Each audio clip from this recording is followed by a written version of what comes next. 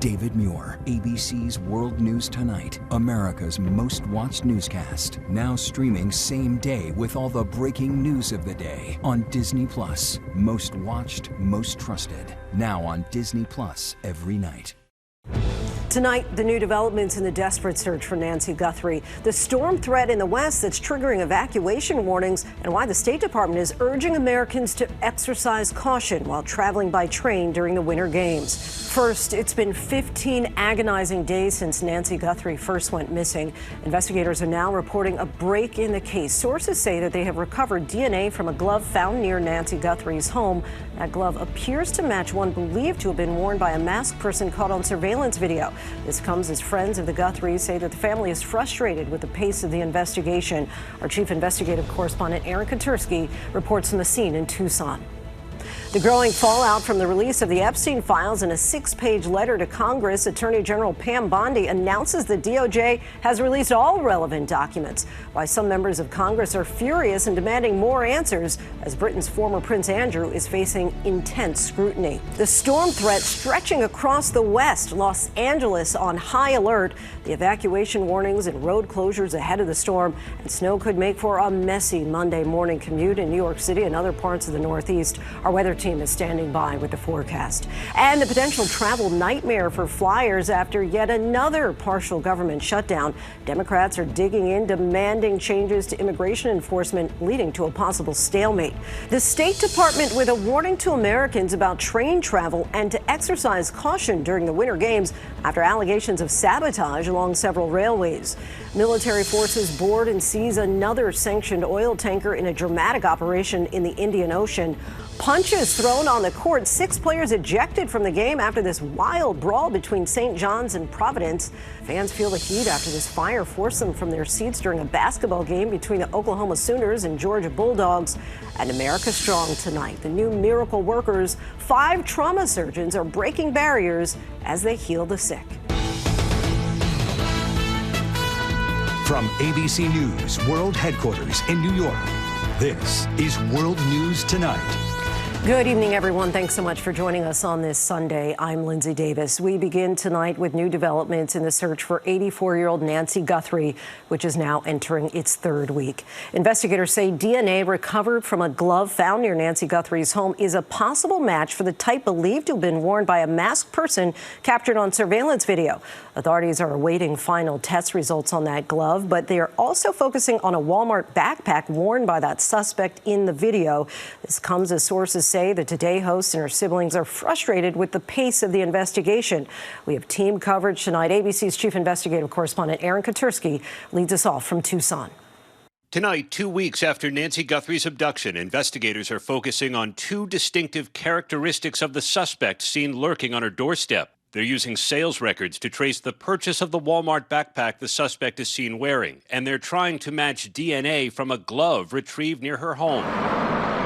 Investigators said they found a total of 16 gloves during roadside searches. Law enforcement sources tell ABC News they lifted DNA of an unknown male from one glove found about 2 miles from the house. That glove appears similar to the kind worn by the suspect as he tampered with Nancy's doorbell camera. We have, we've gotten DNA back, and that's why I say, well, they already have the genetic markers of those that we think had access to the home, rightfully so, the family, the landscapers, the pool guy. The FBI can compare the male profile to DNA found on Nancy Guthrie's property and run it through a national DNA database. CODIS is our database, and that's the one that all the states contribute to. And if you're arrested, your DNA is in the database. However, there are other methods, and that one of them can be forensic genetic genealogy. Unfortunately, that takes a while to be able to use that. Tonight, sources also tell ABC News investigators are leaning away from members of the Guthrie family as suspects. And tonight, 2 weeks after her mother was taken, Savannah Guthrie with this Instagram post directly addressing her mother's captor. It's been 2 weeks since our mom was taken, and I just wanted to come on and say that we still have hope. They're also leaning away from 2 men detained after traffic stops, one last week in Rio Rico, Arizona, and another on Friday night about 2 miles from Nancy Guthrie's home. That person's house was searched and gray Range Rover was towed. Both men were released within hours. With little new information, Savannah Guthrie and her siblings are enduring an agonizing, frustrating wait. But she posted on Instagram, "Our lovely mom. We will never give up on her." Does the family have hope? Of course. So do I. So do I. And it's not just me. There's 400 cops that have hope on this. There's an entire community that have hope on this. Every case, we just don't quit. We continue it. I'm like you. I wish this was done in a day. This is real life. It's not TV. The FBI could have something back on the glove DNA within 24 hours, Lindsay. Investigators are also working to build out a more substantial profile of the suspect. They've already estimated his height, 5'9" or 5'10" of average build. Now they're going to try and measure his weight, maybe his shoe size, to give the public something more to go on. Lindsay? Starting to make a bit of progress there, Aaron. Thank you. And let's get right to Robert Boyce, the former chief of detectives for the NYPD. Robert, how crucial is it to have this DNA? Lindsay, it's a good lead. Let's put it that way, because we'll see where it goes at this point. But it is just a lead right now. But it's unusual. It's a glove by the side of the road, and they were able to get a profile of it. Now they have to do three things. They're going to compare it to the profile found in the house, and they're going to then take it and put it in a CODIS and do a CODIS search on it and see if that person's in the CODIS system.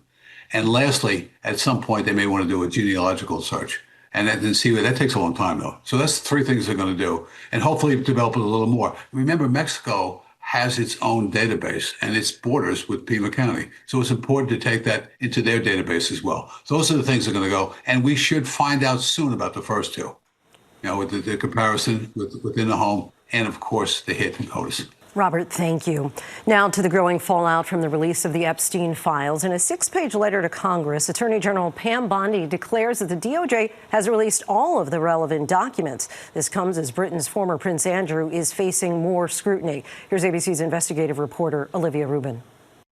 Tonight, the Department of Justice telling Congress it has released all of its relevant records on notorious sex offender Jeffrey Epstein, but bipartisan lawmakers demanding more answers from Attorney General Pam Bondi. I don't have confidence in her. She hasn't got any sort of accountability there at the DOJ. This is a massive cover-up being led by the White House and the DOJ.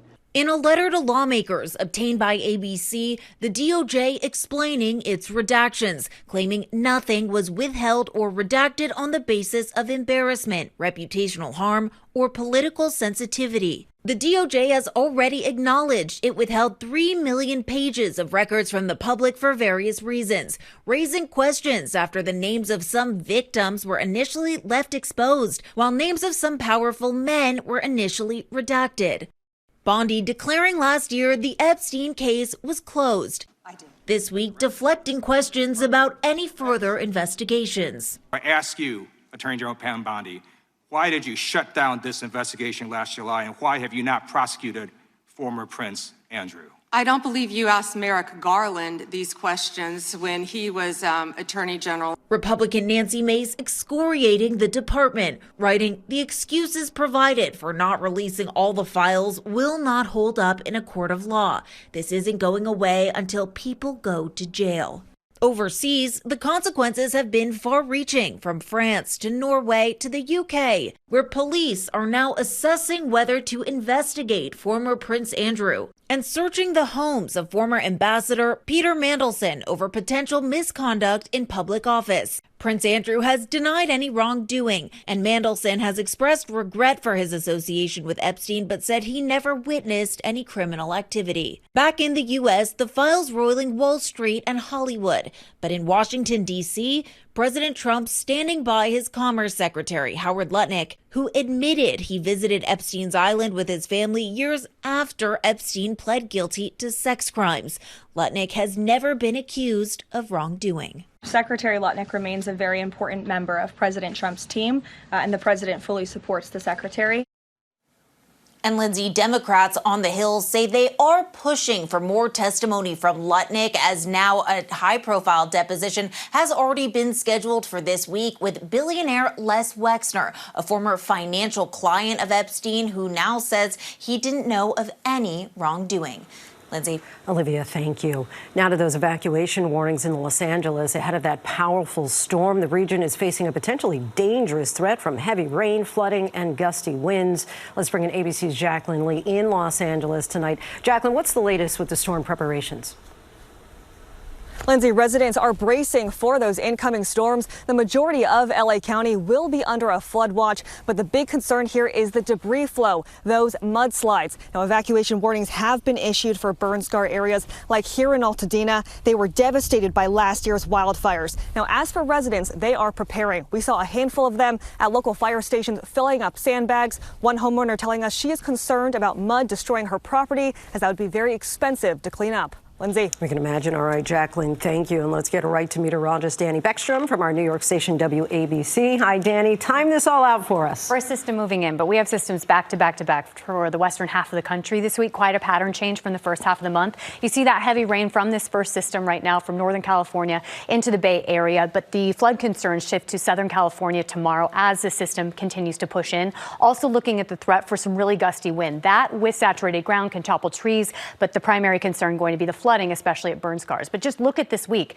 back to back to back. So no rest. It does mean up to 6 inches of rain expected for the Central Coast down through Southern California between Monday and Friday. But the silver lining going to be the snowpack. It has been a depressing season for the Rockies, for the Sierra Nevada, and we're forecasting in feet this week in terms of snow. We're still watching that severe threat in North Florida right now, but now our attention turns to the rain up the mid-Atlantic and then some snow. It looks like a slushy start in New York City tomorrow morning, but a warm up into Tuesday means most of it will melt. All right. Well, no rest for the weary in the meantime. Danny, thank you. Now to the standoff over funding the Department of Homeland Security and the partial government shutdown. Flyers are now bracing for long lines and other travel disruptions. This is the result of Democrats demanding changes to immigration enforcement, but Republicans are pushing back. Here's ABC senior White House correspondent Selena Wang. Tonight, the partial government shutdown entering its second day. Democrats refusing to fund the Department of Homeland Security until Republicans agree to major changes to immigration enforcement. The showdown escalating after weeks of unrest in Minneapolis following the killings of Renee Good and Alex Preddy by federal agents. And now 2 ICE agents have been placed on administrative leave under federal criminal investigation over whether they lied about another shooting in Minneapolis. Former President Barack Obama speaking on a podcast comparing the behavior of ICE agents to conduct seen in dictatorships. The rogue behavior of agents of the federal government is deeply concerning and dangerous. A White House spokesperson hitting back, saying anyone pointing the finger at law enforcement officers instead of criminals is simply doing the bidding of criminal illegal aliens. Democrats are demanding reforms, including requiring agents to wear body cameras, banning them from wearing masks, and mandating they obtain warrants signed by a judge before making arrests. These are common sense proposals. They're supported by the American people. Why won't Republicans go for them? But while workers at other agencies under DHS, including TSA, FEMA, and the Coast Guard, could soon feel the squeeze, ICE will keep operating, funded by a $75 billion cash infusion from President Trump's mega bill passed last year. The immigration mission, the reason why President Trump was elected to be president, continues. Lindsay, if this shutdown drags on, it could lead to travel delays and staffing shortages at airports nationwide. Remember, the last shutdown, which lasted 43 days, ended only 12 weeks ago. The acting administrator of the TSA says putting workers through yet another shutdown would be, quote, unconscionable. Lindsay? Selena, thank you. Overseas now to the Winter Games nail-biters and a big upset. The U.S. men's curling team defeats Sweden, the reigning gold medal champions. ABC's Marcus Moore is at the Games. Thrilling upsets and major comebacks for Team USA tonight. On the ice in Milan, the young American men's curling team taking down the defending Olympic gold medalist Sweden 8-5 in round-robin play. The group calling it a surreal experience. They are now tied for third in the standings, keeping their medal hopes alive. Dramatic action on the women's side, too. The Americans 3 points down, mounting a fierce comeback to beat China on the last throw. The dominance on the ice continued as the United States stays undefeated, besting Germany 5-1, punching their ticket to the quarterfinals. But amid the celebrations, heartbreaking defeats. American hopefuls struggling to reach the podium in several events today. From decorated Olympian and former gold medalist Michaela Schifrin to speed skater and reigning gold medalist Erin Jackson. Jackson placing 5th in the women's 500-meter race, missing out on bronze by 0.05 of a second. And Lindsay, while it's been a tough day for some of the Americans, history is still being made. Great Britain securing medals in the Winter Games for the first time in 102 years. And this weekend, Brazil's Pinheiro Broughton won gold in the giant slalom. Lindsay, that country's first ever medal in the Winter Games. Marcus, thank you. Now to the Munich Security Conference. Secretary of State Marco Rubio met with Ukraine's President Zelensky ahead of the high-stakes talks in Geneva this week to end the war in Ukraine. Let's get right to ABC's Lama Hassan. Lama, what can you tell us about this meeting?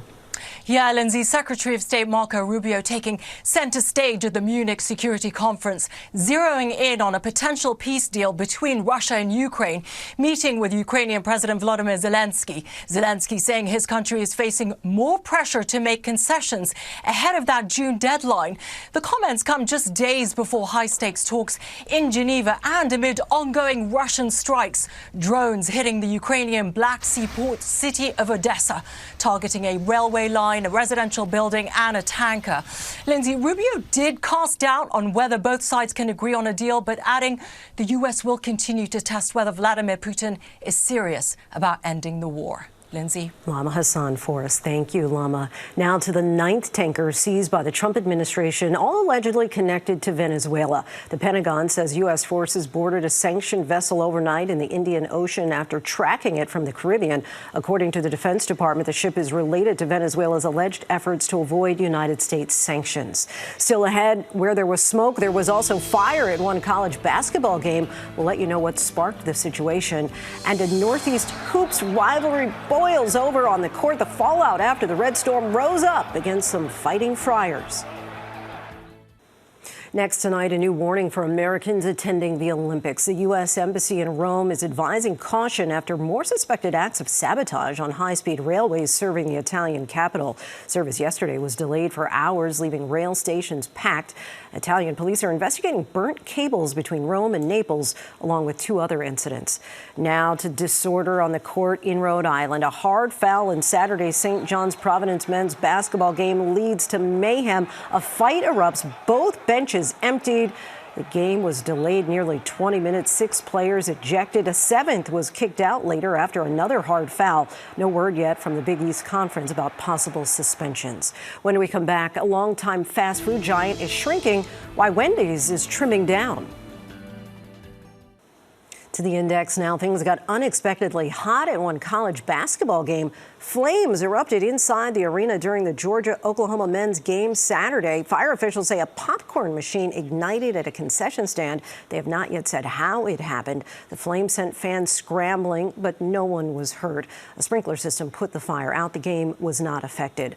A fast food giant is trying to slim down. Wendy's says that it plans to close several hundred U.S. restaurants this year, between 5 and 6% of its total, as after the company reported same-store sales fell by 10% in the last 3 months of 2025. Wendy's hopes to win customers back by offering new value meals. And when we come back, 4 men, 1 woman, 5 different paths, one historic medical moment. Finally, the doctors behind a different type of medical breakthrough. Take a good look at these 5 doctors. More than a portrait, it's a moment suspended in history. For the first time, 5 African-American surgeons now lead the trauma service at the preeminent Johns Hopkins Hospital.